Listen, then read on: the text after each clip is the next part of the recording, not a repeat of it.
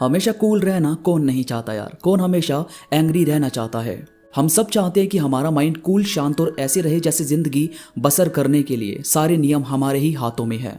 कभी आपने देखा है पंछी जब शाम को अपने घर वापस जाते हैं तो उनके मुंह में एक भी दाना नहीं होता, क्योंकि उन्हें अपने कल पर भरोसा है कि भले ही हमारे घोंसले में हमें खाना ना मिले मगर हमारे पंख हमारे साथ हैं। हम दाने की खोज में उड़ेंगे और दाना खाएंगे भी। ये होती है उम्मीद, ये होता है कूल एटीट्यूड कि हमें पता है हमारी जिंदगी हमारे हाथ में सब कुछ नहीं दे सकती, मगर हम ढूंढे भी ना, ये तो हमारे उसूलों के खिलाफ हुआ। तो भाई आगे बहुत बातें होने वाली है, बस आप जुड़े रहो इस वीडियो में आखिरी तक। पर अगर आप अब तक मेरे साथ इंस्टाग्राम पर नहीं जुड़े तो प्लीज मेरे साथ इंस्टाग्राम पर जरूर जुड़ो। मेरी सारी अपडेट आपको वहीं मिलेगी। इंस्टाग्राम का लिंक नीचे डिस्क्रिप्शन में मौजूद है। तो चलिए दोस्तों शुरू करते हैं। भाई कूल पर्सनैलिटी बनने के लिए, अपने आप को हमेशा मोटिवेटेड या पॉजिटिव रखने के लिए आपको 5 चीजों पर काम करना है। पहली है पर्सनल, फिर मेंटल, फिर फिजिकल, फिर फैमिली और आखिर में करियर। और इन्हीं 5 कैटेगरी में कुछ पॉइंट्स होते हैं, वो मैं आपको धीरे धीरे एक्सप्लेन करता रहूंगा। सबसे पहले बात करते हैं पर्सनल की। भाई इसमें सबसे पहले है आपको रोज कम से कम एक बुक रीड करनी चाहिए।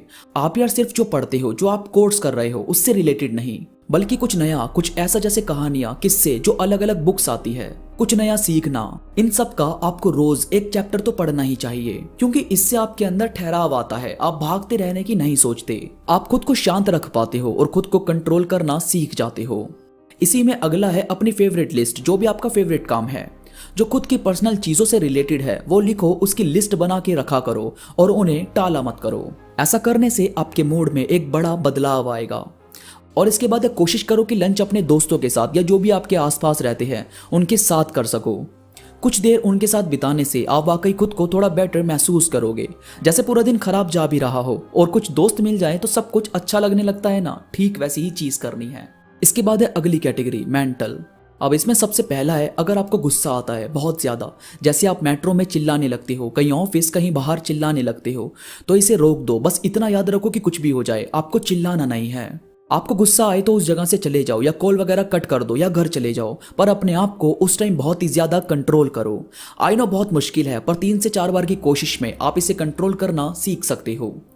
इसके बाद कुछ देर आंखें बंद करके बैठ जाओ, बस खुद को फील करो, नेचर को फील करो। यह आपकी मेंटल हेल्थ के लिए बहुत अच्छा है और ये 200% काम करता है।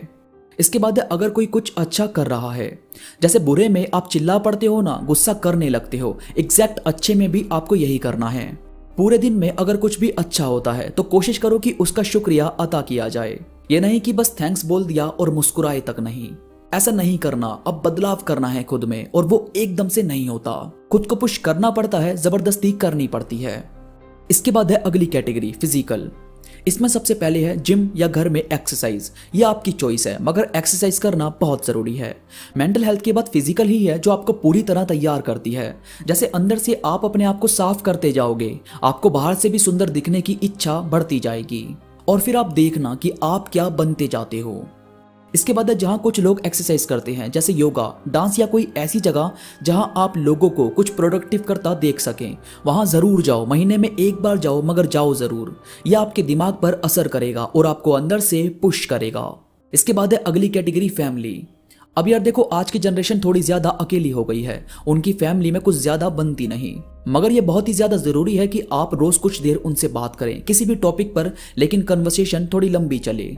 ये एक अलग किस्म की थेरेपी होती है, मेरा यकीन करो। इसके बाद है वो लोग जो आपकी फैमिली से बिलोंग करते हैं, जैसे दूर के चाचा, मामा या उनके बच्चे। उनसे यार वीक में एक बार बात करने की कोशिश करो। ये मत सोचो कि वो तो याद ही नहीं करते, क्या फालतू बातें हैं, ये सब मत सोचो यार। पर अगर आप ये करोगे तो कुछ महीने में आपको एक अलग चेंज नजर आएगा। और इसके बाद है अगली कैटेगरी, करियर। इसमें सबसे पहले है टाइम। ऊपर मैंने जितनी भी बात बताई है ना, वो सब तभी हो पाएगी जब आप टाइम मैनेज करोगे। टाइम मैनेज अगर आपने नहीं किया तो भाई सब कुछ बेकार हो जाएगा और जो जैसा चल रहा है एग्जैक्ट वैसा ही चलता रहेगा। इसीलिए टाइम बदलाव करना बहुत जरूरी है।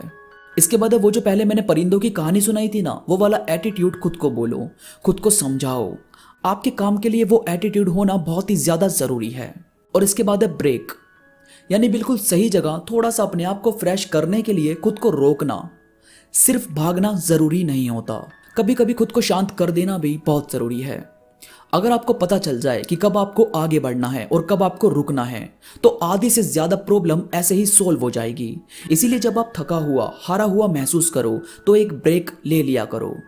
तो दोस्तों, उम्मीद करता हूँ ये सब करने से महीने भर में आपको बहुत ही शानदार रिजल्ट मिलेंगे। और एक महीना ये करके देखो, उसके बाद मुझे इंस्टाग्राम के इनबॉक्स में मैसेज करके बताना कि ये टिप्स कितना ज़्यादा काम किए। दिल से करोगे तो 200% काम करेंगे ही। वीडियो पसंद आई हो तो प्लीज़ लाइक करो और कमेंट में मुझे ज़रूर बताओ कि आपको ये बातें कैसी लगी। इसके साथ ही मेरे साथ इंस्टाग्राम पर अभी जुड़ो। इंस्टा पर मैं बहुत सारी चीज़ें जैसे रील्स, कोट्स और थॉट्स, 1 मिनट थॉट्स भी अपलोड करता रहता हूँ, तो मुझे यकीन है कि आपको ज़रूर पसंद आएंगे। इंस्टाग्राम का लिंक नीचे डिस्क्रिप्शन में मौजूद है। तो अभी के लिए बस इतना ही। मैं मिलूंगा आपसे नई वीडियो के साथ, तब तक के लिए धन्यवाद।